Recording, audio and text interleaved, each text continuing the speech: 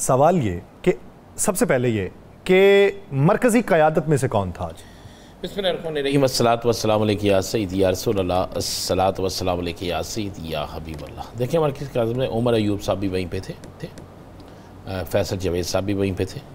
लेकिन आज मरकज़ी क़यादत और पीटीआई की वो तमाम क़यादत जो इस वक्त मौजूद है, उनको कारकुनों ने वाज़े तौर पर एक पैगाम दे दिया है कि हमने आपको मुंतखब किया था बानी तहरीक इंसाफ को छुड़ाने के लिए, हमने आपको मुंतखब किया था उनके नज़रियात पे चलने के लिए, हमने आपको वोट दिया था कि आप उसकी जमात से इलेक्शन लड़ रहे हैं, इसलिए नहीं दिया था कि आप बड़े बड़े ओहदे लें, आप जाकर मौज मस्ती करें, आप जाकर सियासत खेलें और वो शख्स जिसके नाम पर आपने वोट लिया है वो जेल के अंदर रहे। ये आज आपने देखे ना वो सीन, आज आपने लोगों के वो जज्बात देखे। एक वोट इसलिए नहीं दिया कि पार्लियामेंट में जाके बैठे, यहां पे आके बैठे। यासिर साहब मैं बता रहा हूं कि इतना गम गुस्सा है, मैंने उन लोगों को मिला हूं, देखा है, सुना है, ग्रुपों में सब कुछ किया है, वो सख्त नाला है।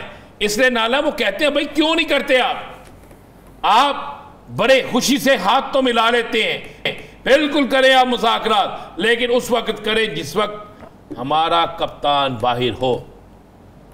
आज वहां पर तमाम तहरीक इंसाफ के MNAs को होना चाहिए था, क्या फैसला होता छोड़ दें।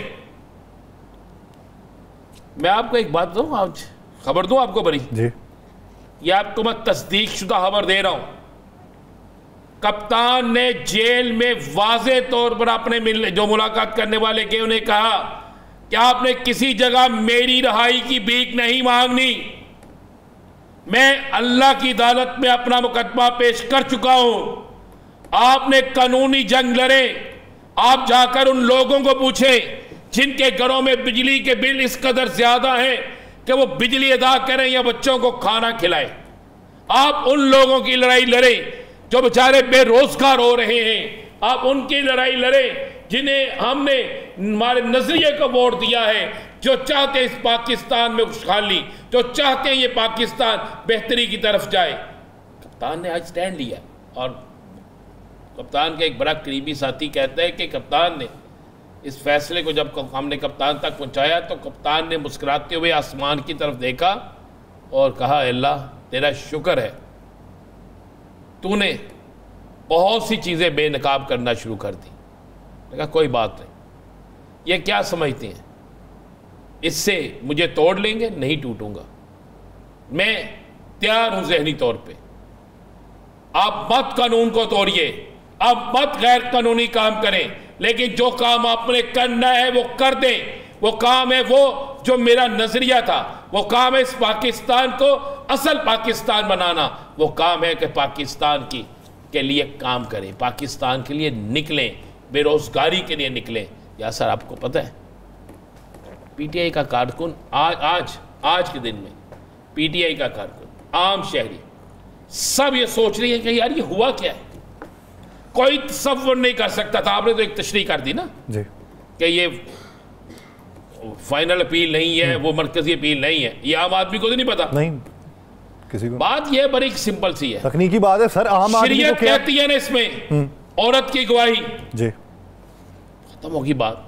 5 बेटियां यार वो क्या कह रही हैं, और यार आप जरा 5 नहीं कई वीडियो निकाल के देखे, उम्रे की सादत हासिल करने गए हैं तो ये पीछे पीछे जा रहे हैं मनिका साहब, ठीक है। उस वक्त इन्हें इद्दत केस याद नहीं था, उस वक्त इन्हें चीजें याद नहीं थी, उस वक्त कहां चले गए थे। क्या ये मेरे कानून को भी नजर नहीं आ रहा, क्या ये मेरी मुअज़्ज़ज़ अदालत को भी नजर नहीं आ रहा, क्या ये मेरे पाकिस्तान में रहने वालों को नजर नहीं आता, सबको नजर आता है। नहीं वो तो बाकायदा तौर पे सलमान इकरम राजा साहब ने मजोका साहब के सामने कहा, उन्होंने कहा जी कि ये 5 साल खामोश रहे, एक केस चला, केस वापस हुआ, उसके बाद ये गायब हुए, ये चिल्ला काट के आए हैं और चिल्ला काट के आने के बाद इन्होंने दरखास्त दायर कर दी। यार जब पाक पतन शरीफ जाते थे खान साहब, सबसे आगे कौन खड़ा होता था? खुद खड़े होते थे मानेका साहब। तो फिर मुझे बताएं ना, मैं माजरत से भी एक बात कहता हूं, हम तो चूंकि हक और कानून की बात करेंगे, जहां पे जो गलत होगा उसे गलत कहेंगे, जहां पर जो ठीक होगा उसे ठीक कहेंगे। यासर साहब, इससे हट के कोई बात नहीं होगी। ये बड़ा क्लियर और साफ चीज़ है। अब तो फैसला करने वालों को फैसला करना होगा ना, अब तो सब देखने वालों को देखना होगा। 2 तारीख भी आ गई, सारा कुछ हो जाएगा। लेकिन आपको मैं एक बात मैंने बता दिया कि एक तो कप्तान ने ये बात कह दी, दूसरा बात चोरे, अब तो हालात किसी और तरफ जाने। आज आपका पसंदीदा बजट मंजूर हो गया जी, शिकवार मंजूरी हुई उसकी, वो हुई है ना। किधर है पीपल्स पार्टी जो कहती थी हमारी तमाम शराइत मान ली गई हैं, निचकारी नहीं होगी, होगी तो प्राइवेट पाकिस्तान पार्टनरशिप पे होगी, अवाम को रिलीफ मिलेगा। आप बड़े हंस के कहते थे 200 वाट तक सोलर मिल रहा है।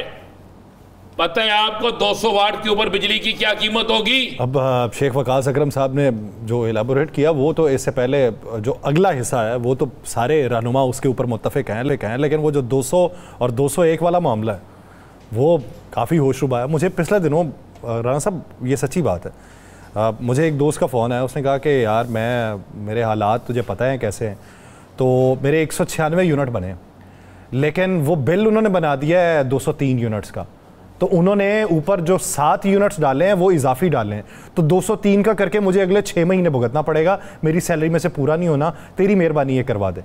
वो डायरेक्टर साहब को कभी फ़ोन कर, कभी फाइनेंस डायरेक्टर को कर, वो इधर उधर करवा के उसका वो मैनेज करवाया। मैं कितनों के मैनेज कराएंगे? ये तो पूरा पाकिस्तान बेचारा इस पे जल रहा है। बिजली आती नहीं, बिजली आती नहीं, रात को सोने लगो पता चलता बिजली चलेगी। अच्छा, नींद आने लगती है तो बिजली चली जाती है, और जब बिजली आती है तो सुबह हो गई होती है, फिर दफ्तर को रवाना हो जाते हैं, और जब बिल आता है बिजली का तो बिल देखकर वैसे ही नींद उड़ जाती है यार, रहती नहीं आंखों में नींद, ना बिजली सस्ती। और ये सियासी जमातें जिन्होंने बजट के हक में वोट दिया है, ये आगे जवाब देना आवाम को। ये Pakistan Peoples Party 300 unit, 200 unit, Muslim League Noon 200 unit, 300 unit, किधर गए वो यूनिट? किधर गए वो सोलर पैनल? किधर गई वो आवाम को सहूलतें? कहां गए वो तमाम चीजें? मैं तो सोशल मीडिया पे देख रहा था आपकी पसंदीदा लीडर का फोटो शूट, आपने भी लाजमी देखा होगा। देखा हुआ ना? देखा। और यार खुदा का वास्ता है यार, खुदा का वास्ता है, हाथ जोड़ के मैं कह रहा हूं, और खुदा का वास्ता इस कौम पे रहम खाएं, रहम खा ले इस कौम पर। इस कौम को कम से कम वो दे दें जो वो चाहते हैं।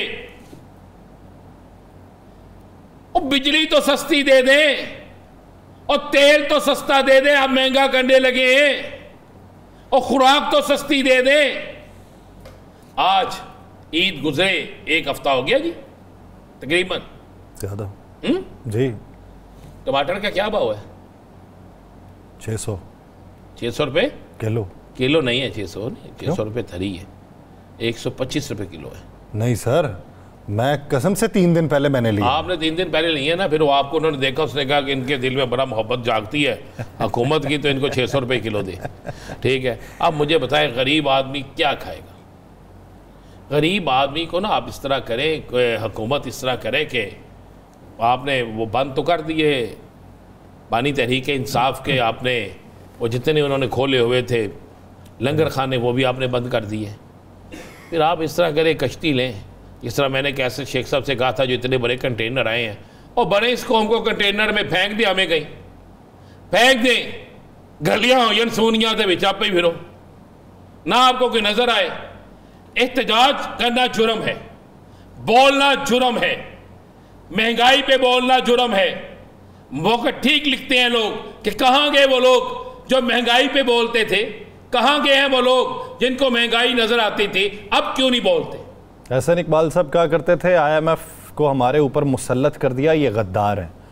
बिलावल भुट्टो साहब जब पाकिस्तान तहरीक इंसाफ के दौर में बजट पेश किया गया था तो उन्होंने कहा कि ये IMF का बजट है, इसे फाड़ के फेंक देना चाहिए, और अब हमारे वज़ीर आज़म कहते हैं कि IMF के मुताबिक हमें बजट बनाना पड़ेगा। वो कहते हैं ना, मजनू जो करे दिल इंसान की हकीकत शौक ये गुफ्तार पे तनकीद का हक है। मैं शिकायत नहीं करता, याद दिलाता हूँ कबूले हुए इकरार पे तनकीद का हक है। ये इनके लिए है। जरा इनको इनकी तकरीरें सुनाएं, इनको सुनानी चाहिए।